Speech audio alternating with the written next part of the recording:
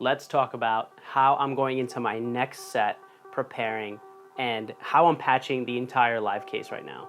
I know it's been a while since I've actually sat down and talked about the setup rather than just jamming, but sometimes that's kind of just what I'm feeling at the time. Just wanted to make music, just wanted to keep exploring different patches. And I wanted to talk about how going into my next show, which, by the way, I don't know when you're seeing this, but Saturday, April 18th, I'll be performing in Brooklyn.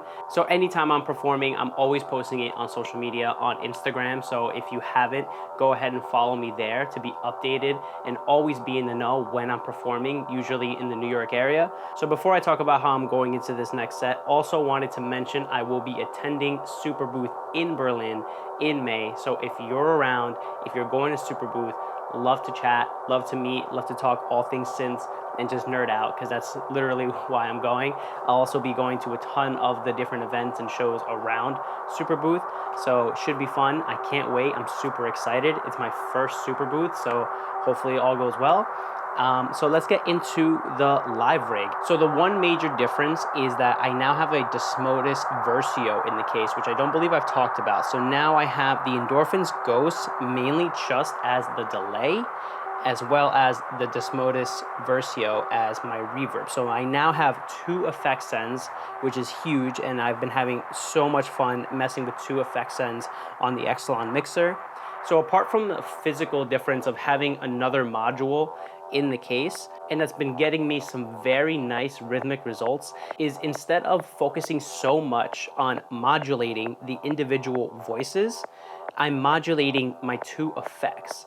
So that's allowed me to create so many different rhythmic varieties of sounds, and it also helps tame the sounds a little bit more, and it's really pushing my sound into a sound palette that I'm really proud of and really excited about. So let me just demonstrate this by playing the Mimetic Digitalis and listen to what sequence we have going right now. It's already very rhythmic, very groovy. Now this is with no effects sent and modulated. The only thing that's being modulated is the saw mod coming from the Mimetic Digitalis on lane 4. So if I hit shred on lane 4, it changes up the rhythm, the vibe. That high-pitched saw mod modulation is a little more tame, but then if I just hit shred, now the entire sequence already changes just with that one singular modulation source coming from Mimetic Digitalis into the saw mod of the Mimetic Digitalis.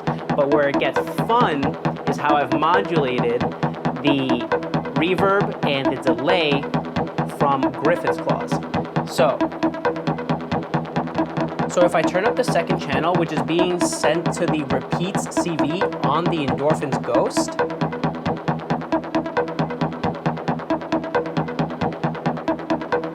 you can already hear the delay taking effect. And if it goes all the way up and it stays there, it's been a great tool to build build-ups, because now you're hearing how it's building and building and building.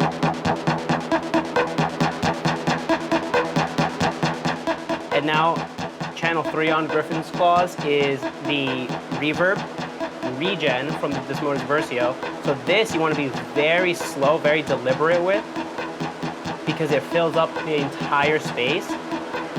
So I've just been building and creating tension and release this way, and it's been so much fun rather than just relying on the oxymeta, which sounds the same every single time. Using the effects and modulating effects to create tension and release has given me such great results. And channel 4 is the size.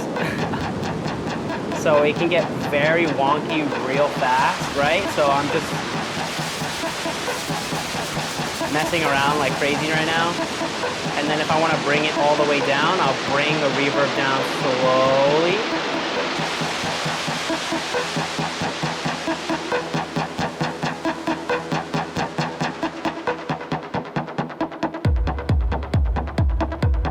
And now you're off to the races. So that little trick, that little almost philosophy of focusing on modulating the effects rather than just the module itself has just created a different pathway to have different sounds and to have different palettes of sounds and to not really go crazy with, you know, before I was using all 4 channels of Griffin's Claws to modulate every single parameter on Manus or Percons or baseline, and it was just getting so crazy. I was going way too far on one end of the spectrum, and I wasn't keeping it tame and nuanced. So that's what this allows me to do.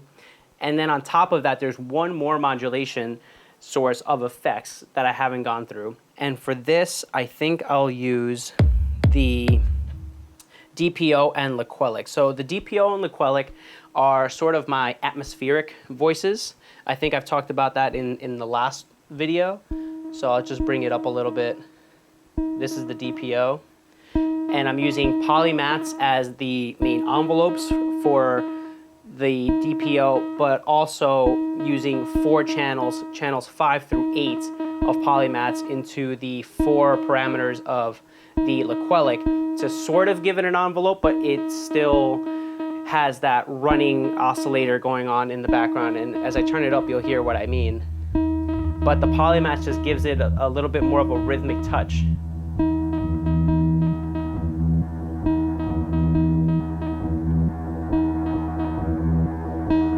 So this could be like the bed of atmosphere that I would start a set with.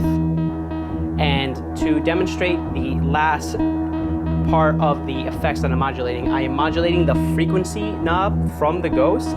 So this allows me to create a whole secondary groove on top of the groove that's already happening. So if you take a listen,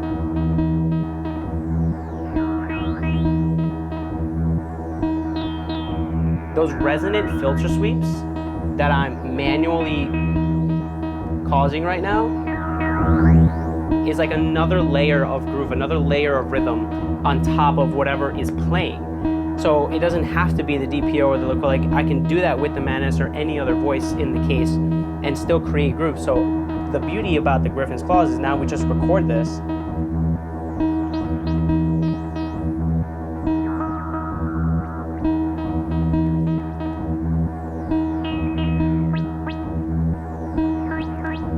And now that's going to be going on in the background no matter what voices we're triggering or what is happening. It's another layer of added groove. So if I bring back the Manus, you hear those resonant sweeps happening in the back. And then if I turn up the delay again on channel 2 of Griffin's Claws, everything sounds bigger, wider.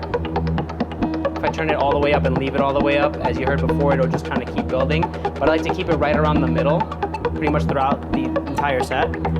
And you really hear it when I mess with the DFAM, because the DFAM is very resonant.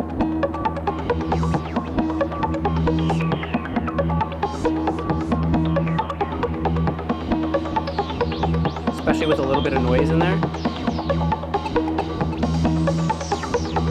So that resonant sweep kind of rhythm is always going on in the back, and it just adds another layer without you having to physically, you know, take time and energy and attention away from another thing that you're doing during a live performance, and it's just happening in the background. So the next fun modulation thing that I'm doing is I'm leaving all of the actual hi-hat, bread and butter hi-hat sounds up to the Digitac. Now, this is just very easy. It's on channels 4 and 5 here. Because I've taken the Archer's rig and actually just started using it as percussion, as voice, as leads, as stabs. It is so versatile, and the way that I'm modulating it is so much fun. So this is the closed and open trigger. And what I have is 4 lanes of modulation, of random modulation, of 16 steps coming from Mimetic Digitalis.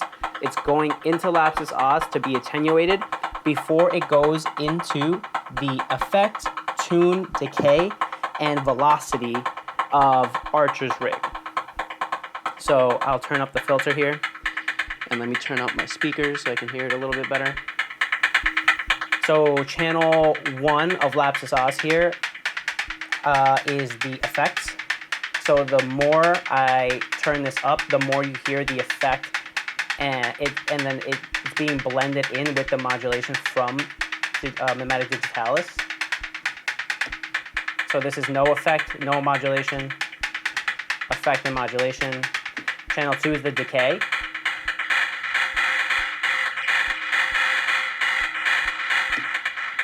Channel 3 is the tune. And channel 4 is the velocity. So it gives it much better rhythm, much better groove. And just mixing and matching these and just playing with this on the fly during a performance is so much fun. This plus along with the filter.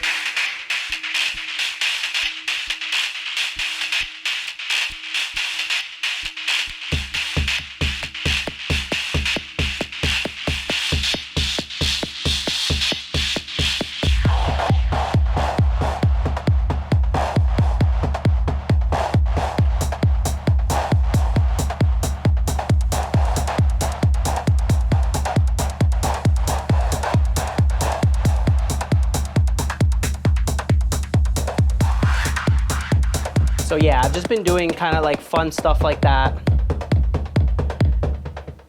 and just really going nuts with Archer's rig as a lead source, as a main component or a main idea of a track during a performance. And that's pretty much it for this kind of super short video. I'm gonna jam out for a little bit. Hope you guys enjoyed. And remember, keep pushing, keep playing, keep patching. I'll see you guys in the next one.